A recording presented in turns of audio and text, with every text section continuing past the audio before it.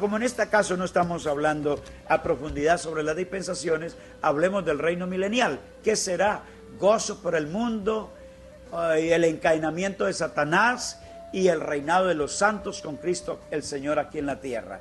La humanidad siempre ha soñado con una utopía, una gran sociedad, el paraíso en la tierra, el regreso del Edén. Pero la Biblia es muy clara al establecer que la humanidad pecadora nunca podrá producir una sociedad así en la tierra por su propia fuerza o ingenio. Ustedes saben que se hacen muchos esfuerzos, que las sociedades, que los países adelantados, desarrollados, están tratando de hacerlo, pero es imposible. Sin embargo, la palabra de Dios nos dice que cuando el Señor Jesús regrese a esta tierra con poder y gloria, Él reinará como Rey de Reyes y Señor de Señores aquí en la tierra por 1000 años. No será para siempre, como dicen los testigos del maletín, que se van a quedar sembrando cebollas y yucas y tantas cosas aquí. No será así. Serán 1000 años del reinado del Señor aquí en la tierra. Antes que Cristo el Señor empiece su reinado, entonces atará a Satanás y lo arrojará al abismo sin fondo, de modo que éste no pueda seguir engañando a las naciones. Vuelvo a repetirle, eso lo pueden encontrar en Apocalipsis capítulo 20, el verso 1 al verso 3.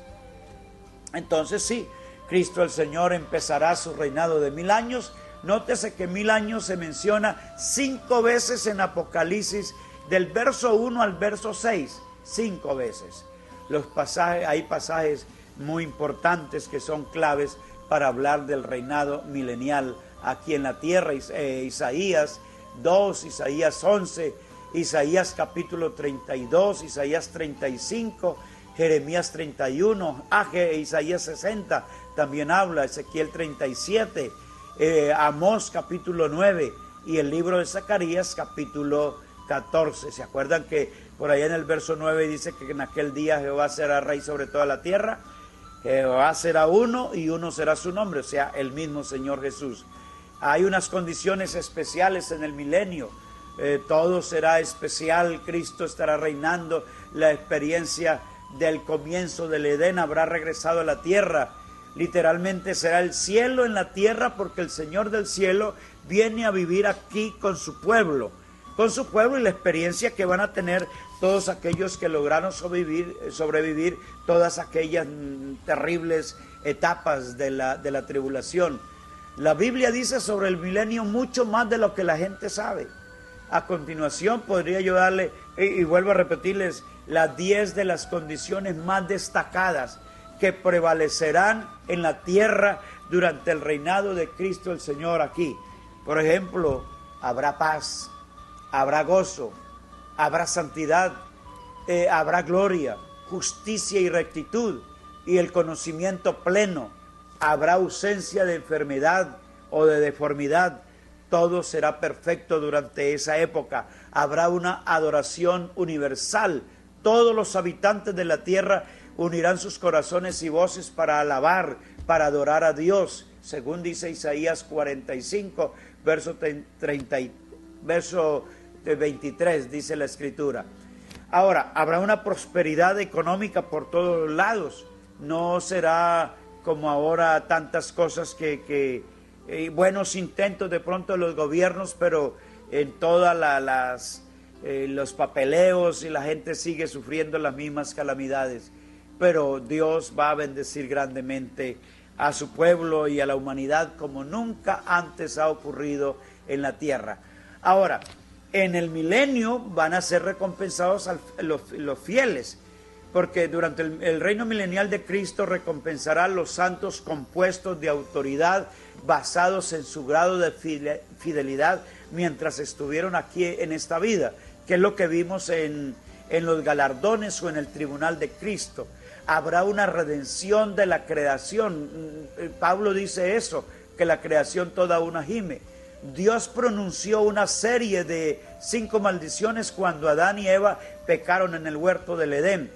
Dios estableció estas maldiciones contra la serpiente, Satanás, la mujer, el hombre y la naturaleza. Lo encontramos registrado en Génesis capítulo 3, verso 4 al 19.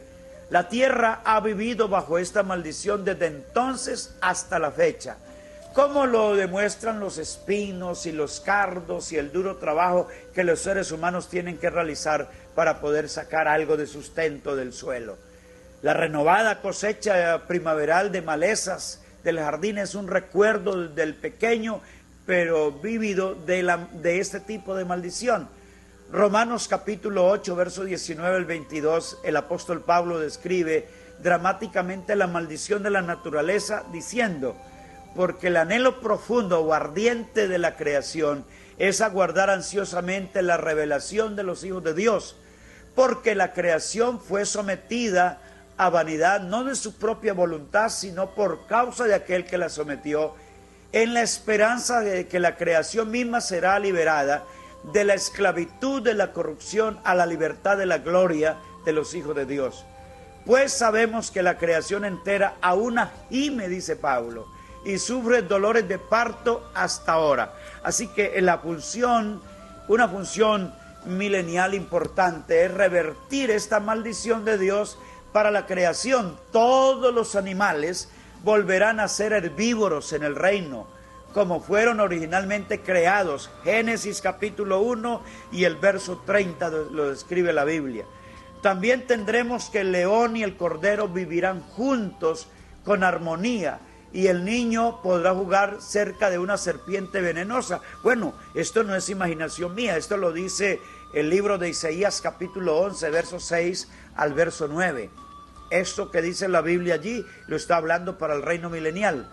La tierra se pondrá sorprendentemente productiva y bella, porque hasta los desiertos se repletarán con flores, dice Isaías capítulo 35, del verso 1 al 7. Toda la tierra será como un enorme huerto del Edén. Hay que reconocer entonces todas las promesas del Señor, los pactos que Él hizo a Abraham, a Isaac y a Jacob, y aún los pactos que hizo, el pacto que hizo con David. Hay tres grandes pactos eternos, unilaterales, o sea que Dios los hizo, son incondicionales, instituidos por Dios. Pactos que se cumplirán en el reino milenial con la nación de Israel restaurada y que estará reorganizada de nuevo. Estas tres promesas se conocen como el pacto abrahámico, el pacto davídico y el nuevo pacto que es hecho ahora con la iglesia o para la iglesia. El pacto con Abraham, Génesis capítulo 12 y capítulo 15, es la triple promesa de Dios para Abraham de darle descendencia, una tierra y una bendición. Ahora, los descendientes, Dios prometió que los descendientes de Abraham llegarán a ser una gran nación, el capítulo 12 y el capítulo 13, el capítulo 17, el capítulo 22 del libro de Génesis.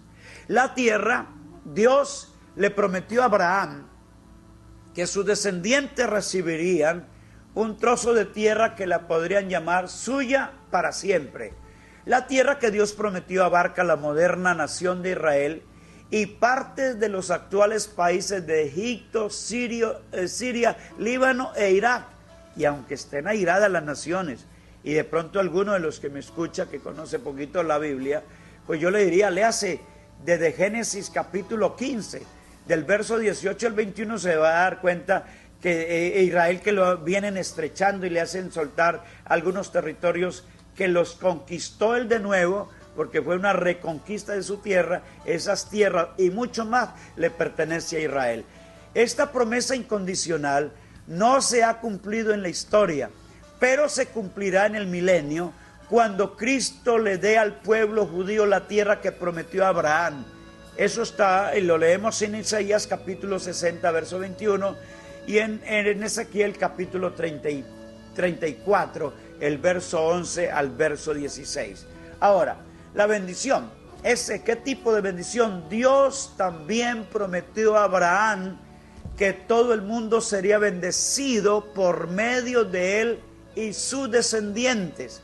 Esta profecía se ha cumplido en parte, y ciertamente en la bendición que ha llegado a todo el mundo por medio de Jesucristo el Señor, el descendiente más grande de Abraham. Sin embargo, La bendición definitiva de Abraham por medio de Cristo vendrá durante las condiciones prodigiosas que habrá en la tierra durante el milenio. La promesa de Dios para David, o sea, llamado el pacto davídico, también tiene tres partes básicas. Segunda de Samuel capítulo 7, verso 12 al 16. Miremos, primero, la casa. Esto se refiere a la dinastía o a la familia real de David.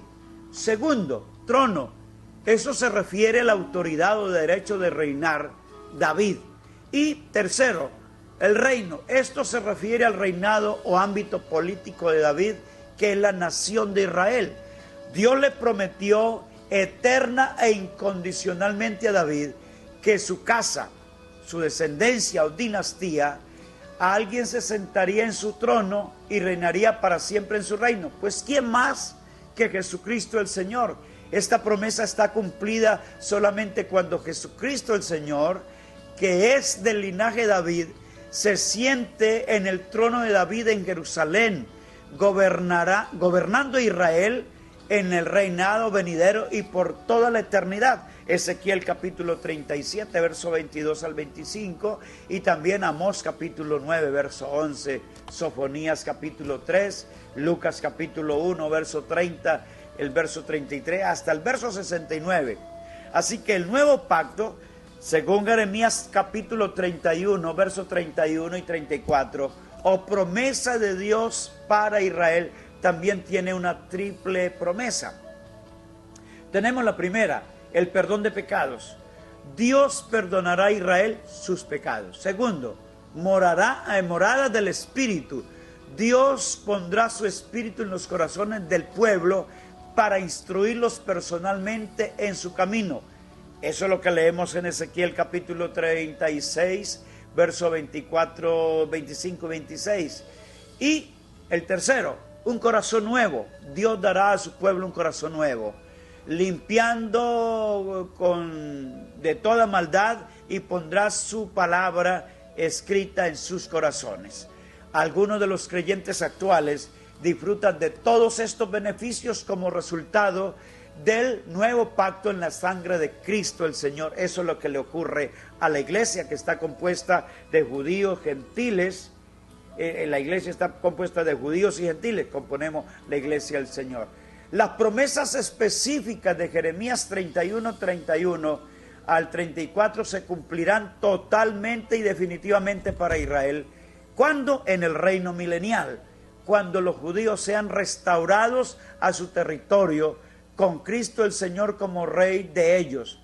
Nótese que el contexto del pacto es el reino futuro. Jeremías, verso 35 al verso 40 del capítulo 31.